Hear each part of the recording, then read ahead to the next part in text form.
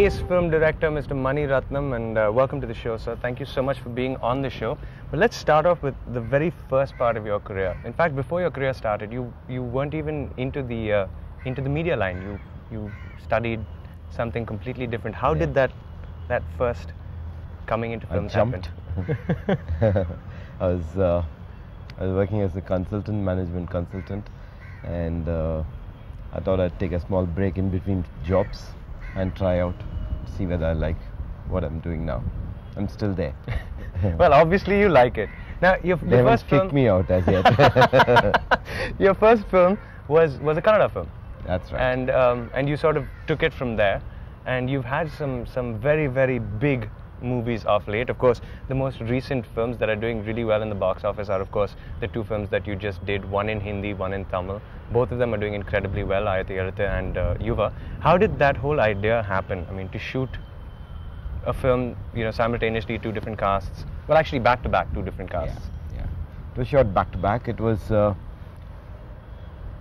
we didn't plan in terms of doing it simultaneously at the initial stages. It was normally what I was doing before was doing a film in a language and dubbing it into the other, mostly in Tamil and then dubbed into Hindi. And in some case, like they'll say, done in Hindi and then dubbed into Tamil. Dubbing sometimes has a small, small flaws to it, small compromises to it. So we thought we'd try it without that. Okay, now one of the things that actually works for the film, I think, is the two separate star casts, because in the Tamil version you have people who, everyone that watches Tamil films, they recognize, they sort of associate with. However, there is a newcomer, and that was sort of the interesting thing, Siddharth. That was something that I think a lot of people didn't expect you to do. So how did that whole thing happen? Choosing casting becomes fairly crucial. We just needed three distinct kind of characters, and we wanted somebody who will look real and who will play real.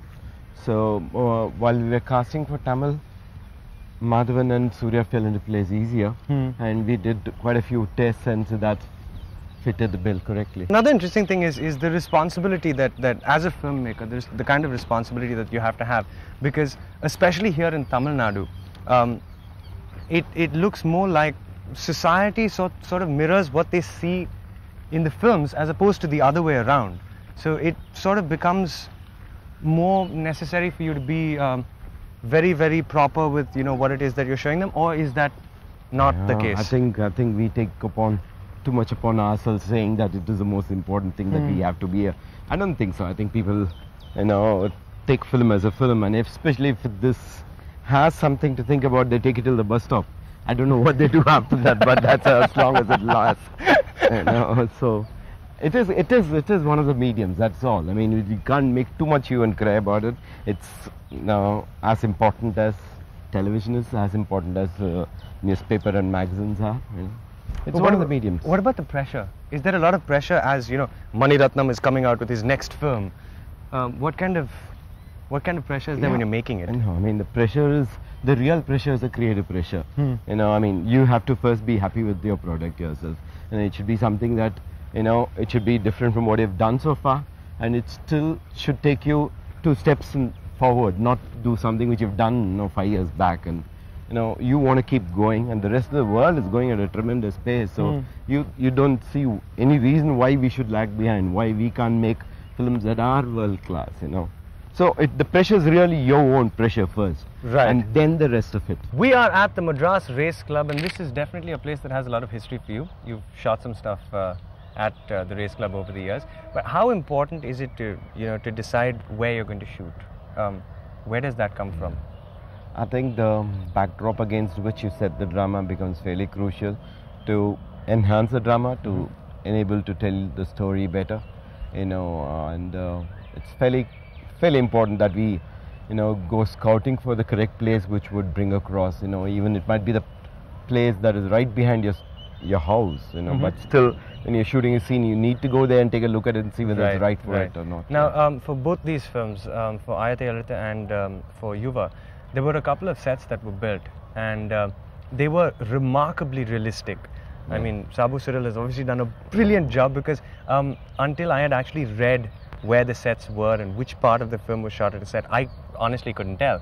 How important is that aspect, the whole set building? Well, I think if somebody like you doesn't see the set, then we're very happy. You know, the idea is to make sure that the film is seamless, that you don't know which was created and which was real. As far as possible, we try to do at real locations, but where we can't possibly shoot in real location, we try to recreate portions of it and shoot it there. Okay. Three characters in a film. A film revolving around three characters is something that no one's ever really done, not in the Indian film industry, because it's always considered, well, you have one hero, you have heroine, and there's always a formula. Now, you tend to break that formula very often. So how did that work out for this film with the three characters? Yeah, I think, you know, this film starts off as a three-character film. It's actually a very, very simple format, you know. There's a guy who shoots, there's a guy who gets hit, and there's a guy who sees it. It's just these three people involved in the first scene of the film, and we've just followed each of the three stories. It was important to have three because, you know, they acted as counterpoints to each other. They contrast each other, and they are all youngsters, and they reflect today's youngsters, but they come from different backdrops and different attitude towards life. So it was very important to have that counterpoint working. Okay.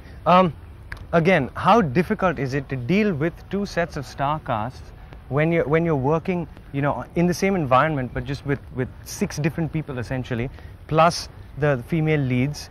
How hard does it become to handle all of that?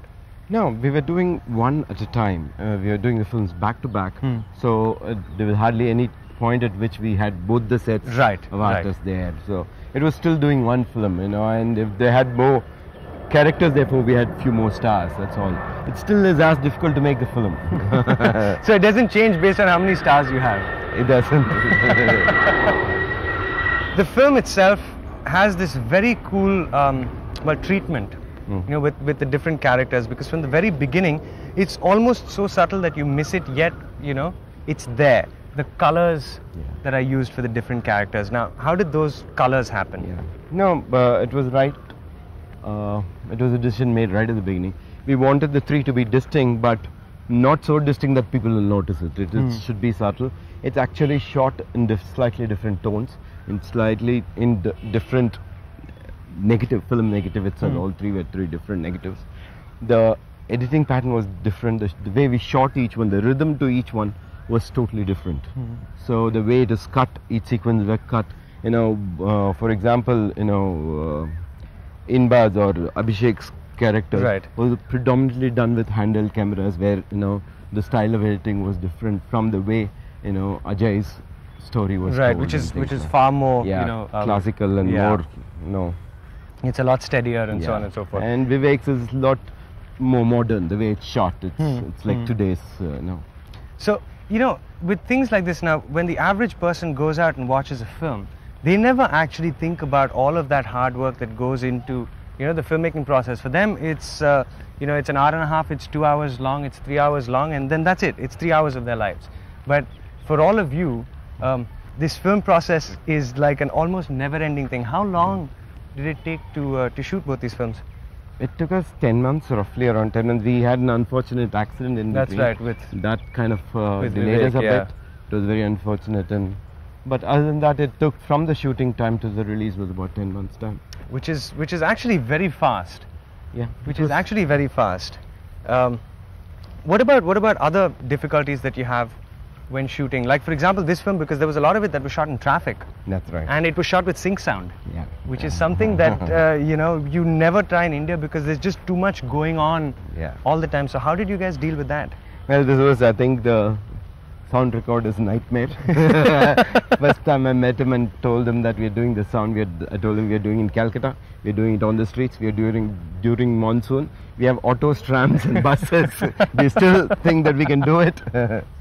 And of course, even from the point of view of technically, you always have the best guys doing the best things. I mean, even your sound recordist is considered one of the best guys in the world. I mean, he's worked with some of the biggest artists. How do you always get like these premium people? How does that happen? No, I mean, if I think as it is, filmmaking is when you're trying to tell a story, you know, we have to make them believe that it's real, that it can happen or it happened. Okay, so whatever help you can get to get it better, the better. So, and if you have a team which is equally charged, which is equally motivated, which is not just trying to do what you want them to do, but beyond it, taking a step so it goes as a, a complementary process, then the whole exercise becomes exciting. Two things essentially that a really good film needs to do. One, make the filmmaker happy, and two, make everyone else happy. Obviously, you must be ecstatic with both films. And they've both turned out absolutely brilliantly, but how happy are you about the films? Well, I mean, you're too close to a film to really take an objective view of your film for a long time to come. So you've done your best and you let it out and forget about it, Now, what about the things that people have told you about the film? What is the best thing that you've heard about the film? Well, for a lot of people, they think it's your best film, and some people will come up to you and say, I was disappointed with the film. So you have to take both. You just have to accept it and get on. And if it can make a difference to a few, then it's worth the while. Now, here's the deal. With Ayutha, you've got the 3 dots. Now, what is that representative of? Yeah, Ayutha refers to these 3 dots. It's called Ak in Tamil. Okay. And it really is, it's a very peculiar alphabet in Tamil. It's called what we call a sarbelt, that it is dependent, it doesn't stand on its own, it's dependent on it.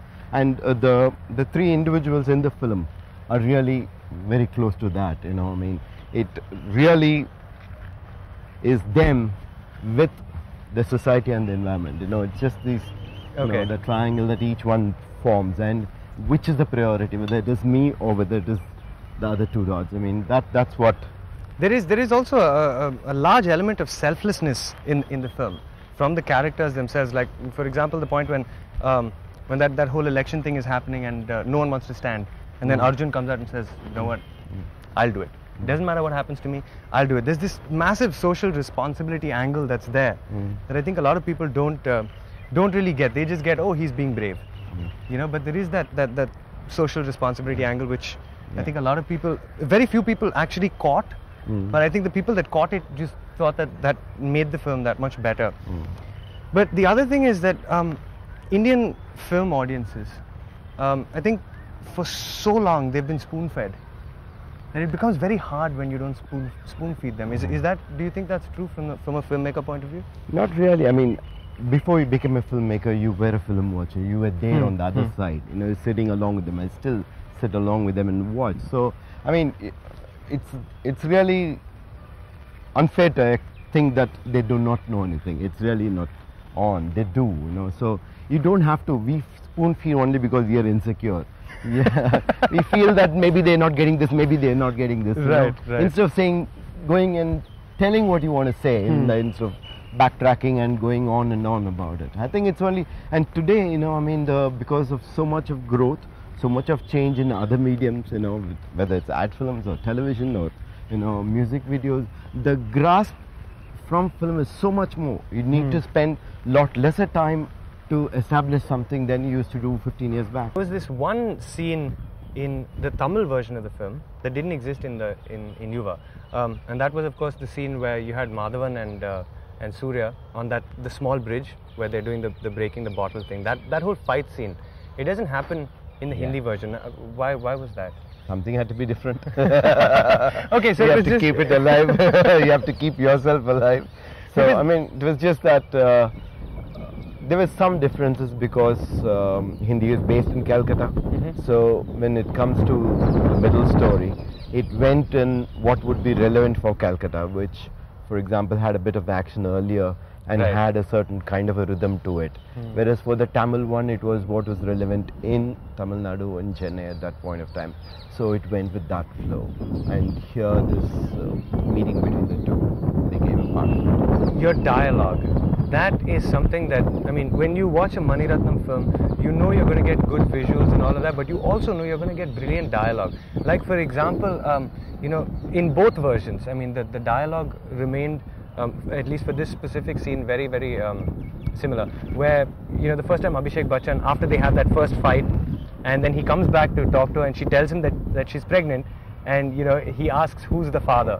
It's stuff like that which is so simple, yet funny, yet gives you a shade of the character. How do you get that kind of dialogue? It's not that you think of dialogue as such. It becomes a character. He's the kind of person who would do that.